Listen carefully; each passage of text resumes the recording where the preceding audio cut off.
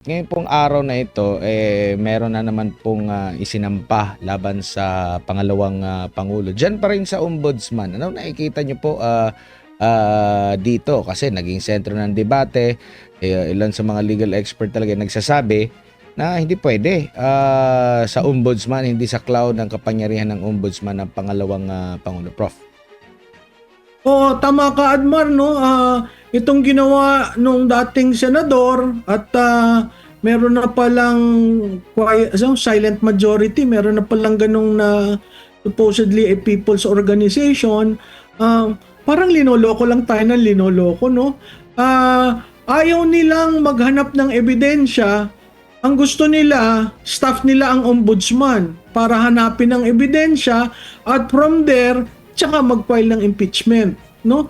Hindi saklaw ng ombudsman si Vice President Duterte, pero itong pangalawang kaso galing rin dun sa dating senador. Hindi ko maintindihan ilan pa bang plunder case ang ifa-file. Kasi sa daming papel na ginagamit niyan, no? At plunder case, pero pag tiningnan mo, parang purely alleged. Walang proof. So, ang maglalabas niyan, ang ombudsman ang magiging research staff niya, investigation arm, at kung ano yung makukuha, yun ang sa tingin kong gagamitin para sa impeachment. No? Government agency is now the investigation arm of Mr. Trillanes. Karapatan niya yan, pero sana naman yung respetuhin natin yung mga institusyon. Kasi pwede ka naman makakuha ng accountability kung talagang merong kaso. Ngayon, kung talagang gumagawa ka lamang ng kaso at ang plano mo sa optics, biro mo, ang masasabi mo dyan, two plunder cases have been filed against the Vice President. So, saan mo yan gagamitin? Kukuha ng ebidensya, kung sakali, o gagamitin mong panira para sa politika sa 2028. Bakit kaya, ma'am, sa tingin nyo lang po, bakit kaya doon sa ombudsman sila hindi na lang naghain ng impeachment? Kakampi nila ang ombudsman. Diba? Makikita rin naman natin kung paano naging ombudsman si Secretary Boying Remulla. Yung ginawa nilang pagsasatabi ng mga issues laban sa kanya, ng mga kaso laban sa kanya, that is already tinkering with the process. And oo, totoong nagdaan siya sa JBC. Pero ang sinabi ng JBC, kailangan walang kaso, dapat may certification ka. O di ba sinet aside nung ombudsman na yon ang mga kaso ni Secretary Remulla para siya makaupo. So makikita natin yan. Yung ombudsman bribe, pero hindi nila hinabol yung nag-bribe. Anong klaseng ombudsman ka? Yung DILG secretary na kapatid niya, bribe. Hindi rin nila hinabol kung sino nag-bribe. Anong klaseng SILG ka? So ang lumalabas dito, apart from budol, bending is another legacy of this administration. Budol na, bending the law pa. And ano naman po ang masasabi nyo dito po sa investigasyon? Sinasabi ng, parang lumalabas na parang papatapos na yung ICI, pinupuringan daw nila ng gobyerno ang ICI dahil sa naging trabaho nito at parang ipauubaya na ata sa DOJ at ombudsman. Marami naman ang tumaas na kilay dahil sa tingin nila walang nagawa itong ICI na ito kasi ang ending, mag-iimbestiga pa rin naman yung ombudsman.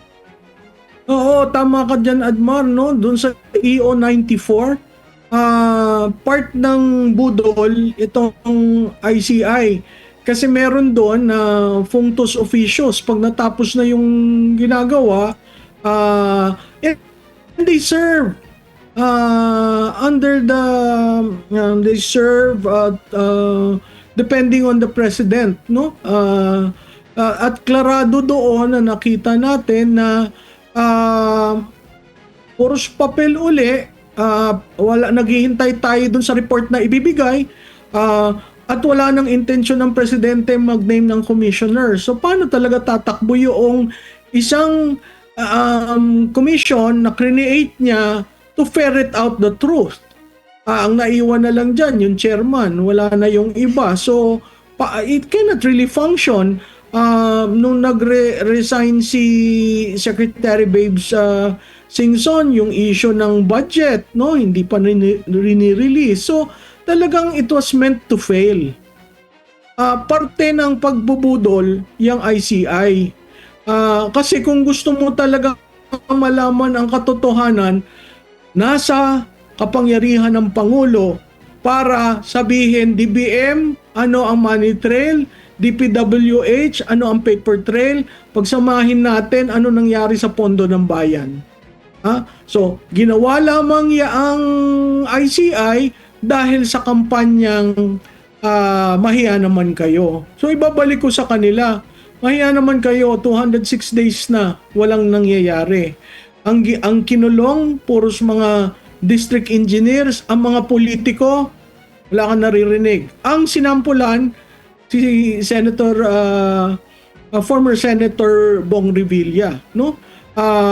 At ang sinasabi nga ni Senator Bong Revilla, walang due process kasi hindi naman nag-trial, may warrant of arrest kaagad at kasi daw hindi bailable yung kaso. So hindi tayo klarado ano yung nangyari kay Senator Bong Revilla.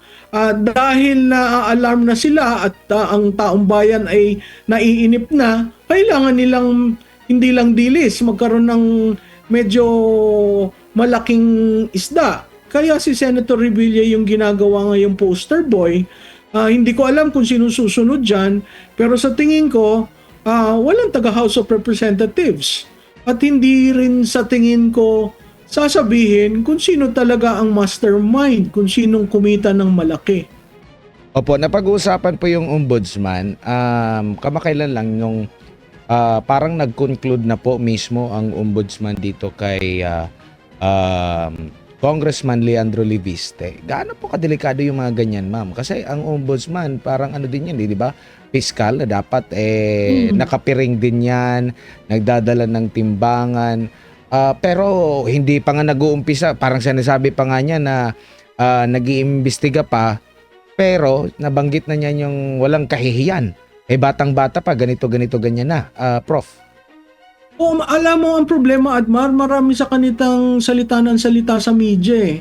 Kung titingnan mo, at least ang ICI nagtatrabaho. No? Nagtatrabaho kahit kulang ang pondo, kahit kulang ang panahon, nagtatrabaho. Yun nga lang, ang problema doon, hindi nila ginawang public. Lalo na nung in-interview si Sandro Marcos at si Martin Romualdez. Pagdating mo naman sa Ombudsman at sa Senado, abay pa iba-iba ang storya. Komentaryo ng komentaryo, halos makipaglaban sa hindi sumusunod sa kanya. At sabi pang F you all. Diba? I mean, hindi ito panahon para magpatuhan ng putik ang bawat isa. Panahon na pakinggan nyo ang taong bayan, naghihintay ang taong bayan, sino ang mastermind, sino ang kumita, nasaan ang pera namin, bakit hindi nagawa ang mga proyekto. Yun lang naman sa Senado sinabi tapos na. Tapos biglang nag-reconvene. Nung nag-reconvene naman, tinatanong, iba ang sumasagot, hindi yung tinatanong. Makikita mo ang depensa.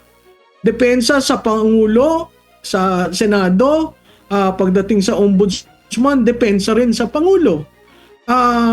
So, kung titingnan mo, impenetrable, hindi mapasukan yung circle na yan. So, the design was really to protect the president. But who started the investigation, who claimed to be an anti-corruption advocate. Yan ay galing sa BFF ko. Parating sinasabi, ito lang ang Pangulo na nagsimula ng anti-corruption ganyang scale. So, itatanong ko rin, nangyari yan sa administrasyon mo. Ibig mo sabihin, hindi mo alam? Yun naman ang isang pambubudol uli sa public. Kasi walang naniniwala na hindi alam ng Pangulo ang mga nangyayari.